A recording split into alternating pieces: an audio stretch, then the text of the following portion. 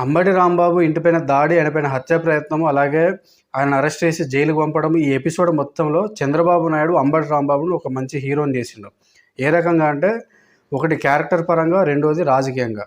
Character పరంగా ఎట్లా అంటే, తిరుపతి లడ్డు విషయంలో జంతు కొవ్వు కలిసింది, పంది కొవ్వు కలిసింది, అటు చేప నూనె కలిసింది, ఆవు కొవ్వు కలిసిందని చెప్పి చంద్రబాబు నాయుడు, పవన్ కళ్యాణ్, బీజేపీలో కొంతమంది వ్యక్తులు, అలాగే మిగిలిన సనాతన ధర్మానికి చెందిన కొంతమంది వ్యక్తులు తప్పుడు ప్రచారం చేసినప్పుడు అదంతా తప్పు అని చెప్పి సిబిఐ వేసిన ఛార్జ్ షీట్లో బయటకు వచ్చిన తర్వాత దాన్ని డైవర్ట్ చేయడానికి చంద్రబాబు నాయుడు, టీడీపీ వాళ్ళు వైసీపీకి సంబంధించిన నాయకులపైన దాడులు చేశారు. దానిలో భాగంగానే అంబటి రాంబాబు పైన ఎక్స్ట్రీమ్ కేసుకి వెళ్ళారు. ఈ క్రమంలో అంబటి రాంబాబుని ఎంత దుర్భాషలు ఆడారంటే, ఒక గుంటూరు జిల్లాకు చెందిన లైబ్రరీ చైర్పర్సన్ ఆమె ఎవరైతే ఉన్నారో, గ్రంథాలయ చైర్పర్సన్, ఆమె ఎంత పచ్చి బూతులు మాట్లాడింది. ఆ మాటలకు రియాక్షన్గా అంబటి రాంబాబు మాట్లాడిండు. అంబటి రాంబాబుని ఈమె ఎట్లా గలీజ్ మాటలు మాట్లాడుతుందో ఒకసారి చూద్దాం. బజారు భాష,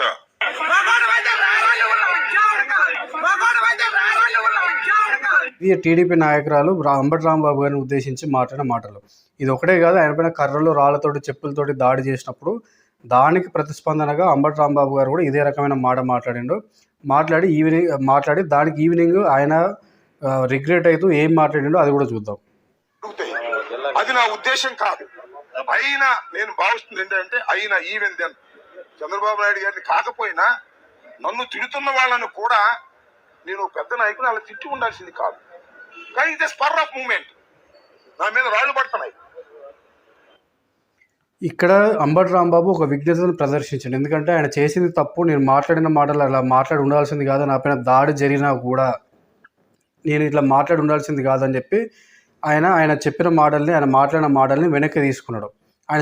అయితే ఇదే విషయంలో అంబటి రాంబాబు చంద్రబాబు నాయుడుతో కంపేర్ చేసినప్పుడు ఇక్కడ అంబటి రాంబాబు హీరో అవుతాడు. ఇది క్యారెక్టర్ పరంగా అంబటి రాంబాబు హీరో అంటే, ఫస్ట్ ఈయన హీరో అవడానికి చంద్రబాబు నాయుడు ఏ రకంగా కారణమో, చంద్రబాబు నాయుడు కూడా ఇదే రకమైన లకారం భాష, ఇదే రకమైన ఇంతకంటే నీచమైన ఒక భాష మాట్లాడిండు. ఆ మాట్లాడిన మాటలు విన్న తర్వాత అంబటి రాంబాబు హీరో అని మనమే ఒప్పుకుంటాం.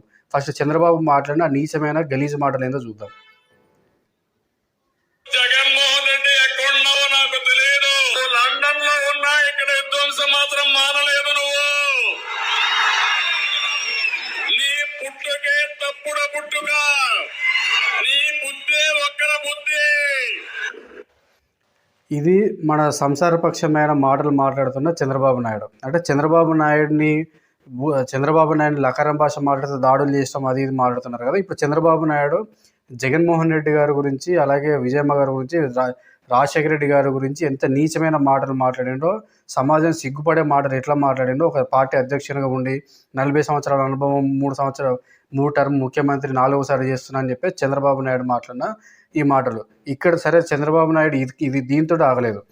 తెలుగు ప్రజల ఆత్మగౌరవం, ఆ ఎన్టీఆర్కు భారతరత్న ఇవ్వాలి, తెలుగు ప్రజల్ని తలెత్తుకునేలా నిలబెట్టిండు మా ఎన్టీఆర్, ఆయన మించి మా దేవుడు అని చెప్పుకున్న ఎన్టీఆర్ పైన ఇప్పుడు అమరావతిలో కొన్ని 100 కోట్లు పెట్టి ఇన్ని అడుగుల విగ్రహం పెడతామని చెప్పి ఏ ఎన్టీఆర్ గురించి మాట్లాడుతున్నారో చంద్రబాబు నాయుడు, లోకేష్, మిగిలిన టీడీపీ వాళ్ళందరూ అదే ఎన్టీఆర్ గురించి ఏబిఎన్ ఆంధ్రజ్యోతికి అంటే ఓపెన్ హార్ట్ విత్ ఆర్కేలో దేవినేని నెహ్రూ చంద్రబాబు నాయుడు ఎన్టీఆర్ని ఎట్లా తిట్టిండో చెప్తున్నాడు, విందాం.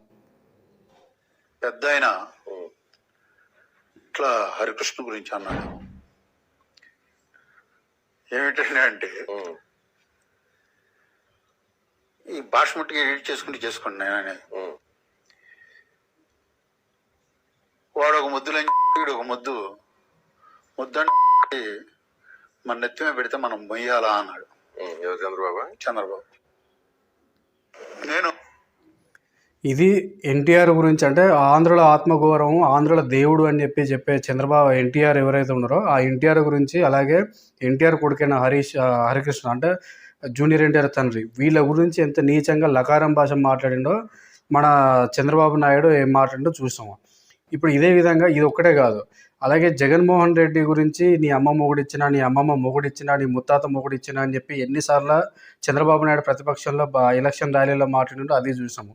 ఇది ఒకటే కాదు, అంతకుముందు 2 సంవత్సరాల క్రితం పుంగనూరులో పోలీసులకు చంద్రబాబు నాయుడుకి మధ్యలో ఘర్షణ జరిగినప్పుడు పోలీసుల మీద రాళ్ళేయండి అని చెప్పి, తరిమి కొట్టండి లానా కొడుకుల్ని అని చెప్పి వాళ్ళ మీద దాడి కుసుగొలిపినప్పుడు చంద్రబాబు నాయుడు మాట్లాడింది కూడా లకారం భాషనే.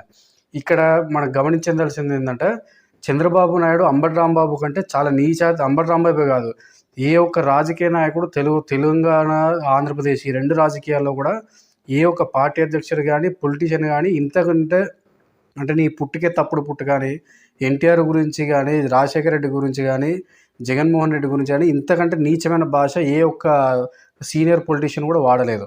అలాంటి భాష మాట్లాడిన చంద్రబాబు నాయుడు ఎన్నో ఇంటర్వ్యూలు ఇచ్చిండు, ఎన్నో మాట్లాడిండు.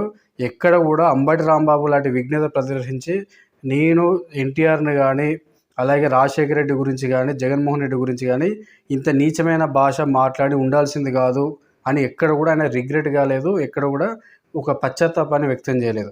అలాంటిది ఇప్పుడు చంద్రబాబు నాయుడు ఏమంటున్నాడంటే చంద్రబాబు నాయుడు బూతులు ఎట్టారు కాబట్టి అంబటి రాంబాబును దాడి చేయాలా చంపేయాలని చెప్పి టీడీపీ కార్యకర్తలు అంటే, మరి రాజశేఖర రెడ్డిని విజయమ్మను జగన్మోహన్ రెడ్డి గారిని ఇంక్లూడింగ్ షర్మిలను అలాగే ఎన్టీఆర్ని హరికృష్ణ గారిని లానా కొడుకులు మీ పుట్టుకలే తప్పుడు పుట్టుకలే అని చెప్పి తిట్టిన చంద్రబాబు పైన ఎన్నిసార్లు దాడులు చేయాలా, ఆయన ఇల్లు ఎన్నిసార్లు కాలబెట్టాలా, ఆయన ఎన్నిసార్లు జైలు వేయాలా అనేది ఒకసారి విఘ్నత ఉన్న టీడీపీ నాయకులే ఆలోచించుకుంటే చాలా మంచిది. కార్యకర్తలు కూడా ఈ రకంగా చూసుకుంటే చంద్రబాబు నాయుడు క్యారెక్టర్కి అంబటి రాంబాబు క్యారెక్టర్ చూసుకుంటే అంబటి రాంబాబు నిజంగా బరాబర్ హీరోనే.